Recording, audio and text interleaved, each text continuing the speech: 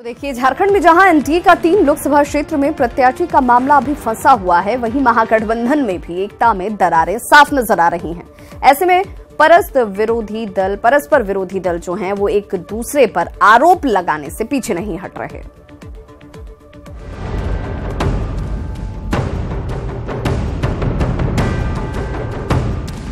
Jharkhand NDA में अब तक 13 में से 10 प्रत्याशियों के नामों की घोषणा हो चुकी है, लेकिन रांची, चतरा और कोडरमा की सीट पर अभी भी मामला फंसा हुआ है।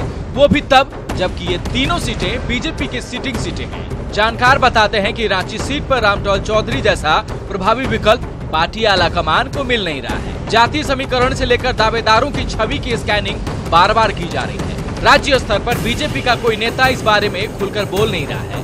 और रही बात मुख्यमंत्री रघुवर दास की, तो वो इस सवाल पर गेंद केंद्रीय इकाई के पाले में फेंक देते हैं। झारखंड के 14 लोकसभा सीटों में से 10 में भारतीय जनता पार्टी ने उम्मीदवार की घोषणा कर दी है। एक में हमारे सहयोगी एनडीए गठबंधन के साथी के नाम की भी घोषणा हो गई है।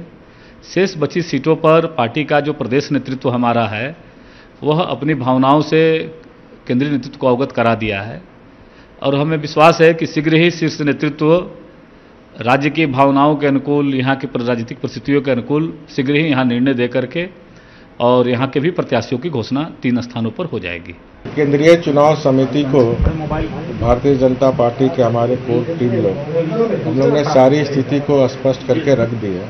अब केंद्रीय चुनाव समिति बैठक करके आप देख रहे हैं, लगातार हर स्टेट के डेली कुछ न कुछ चुनाव समिति में बैठक के बाद लिस्ट जारी कर रहे हैं। तो 1-2 दिन के अंदर झारखंड के भी जो 3 लोकसभा सीट है वो सीट भी जारी होगी। चतरा से सुनील सिंह और कोडरमा से रविंद्र राय सिटिंग सांसद हैं। ऐसे में अन्नपूर्णा देवी की बीजेपी में एंट्री से उन्हें कोडरमा सीट का प्रबल दावेदार माना जा रहा है। इधर रांची में रामटौल चौधरी का पत्ता साफ हो चुका है। नए प्रत्याशी के लिए आदित्य साहू, संजय सेठ, नवीन जायसवाल के नाम पर चर्चा हो रही है। वहीं महागठबंधन का अपना समीकरण भी गड़बड़ा रहा है। आरजेडी ने कांग्रेस को ठेंगा दिखाते हुए सुभाष यादव को टिकट दे दिया है। कांग्रेस के फुरकान अंसारी भी गोड्डा सीट जेवीएम के खाते में जाने से खासा नाराज हैं। 5-6 महीना पहले से ही झारखंड में या रांची में जो है और झारखंड में और पूरे क्षेत्र में यह एक अफवाह फैलाया कि यह सीट फुरकान अंसारी नहीं जीत सकता है, ये सीट जाएगा जेवीएम को जाएगा और प्रदीप यादव वहाँ के उम्मीदवार होंगे। जेवीएम से वही बीजेपी को डिफीट दे सकता है। और अगर जेवीएम यहाँ तक कि अगर नहीं होता है तो इनको कांग्रेस पार्टी में मिला करके भी उनको हम टिकट देंगे। भाजपा ने अपने सांसदों का टिकट काटा है।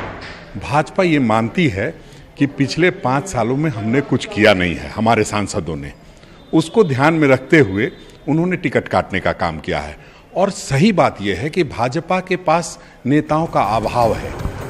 कुल मिलाकर देखें तो दोनों खेमों में कहीं प्रत्याशियों को लेकर तो कहीं सीट को लेकर पेच फंसा हुआ है। रांची से राजेश कुमार, न्यूज़ 18। झारखंड के सीएम रघुवर दास ने प्रदेश की सभी 14 लोकसभा सीटों पर कमल फूल खिलने का दावा किया है। रांची के बीजेपी कार्यालय में सीएम रघुवर दास ने पार्टी नेताओं और कार्यकर्ताओं के साथ बैठक की, जिसमें उन्होंने लोकसभा चुनाव को लेकर पार्टी नेताओं को कई दिशा निर्देश दिए। साथ ही ये भी कहा कि झारखंड की जनता मोदी सरकार के साथ है। वहीं उन्होंने कांग्रेस की न्यूनतम आय गारंटी योजना पर भी तंज कसा। आते हैं तब ये कांग्रेसी लोग गरीब को छलने के लिए कांग्रेस का हाथ गरीब के साथ और चुनाव के बाद फिर वो कांग्रेस का हाथ अमीर के साथ होकर जनता, गरीब जनता के साथ विश्वासघात करने का काम किया। और 71 से जो गरीबी हटाओ, बरसों कांग्रेस राज की गरीबी क्यों नहीं हटी। इसलिए देश की जनता, ये जो चुनाव के समय कांग्रेस का हाथ गरीब के साथ और एक जनता जानती है फिर ये हाथ गरीब जनता के साथ विश्वासघात करेगी कांग्रेस।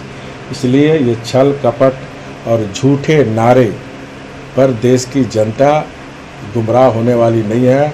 14 का 14 सीट 23 मई को जब रिजल्ट आएगी, वो मोदी जी के नाम पर 14 कमल का फूल, क्योंकि कमल समृद्धि का प्रतीक है।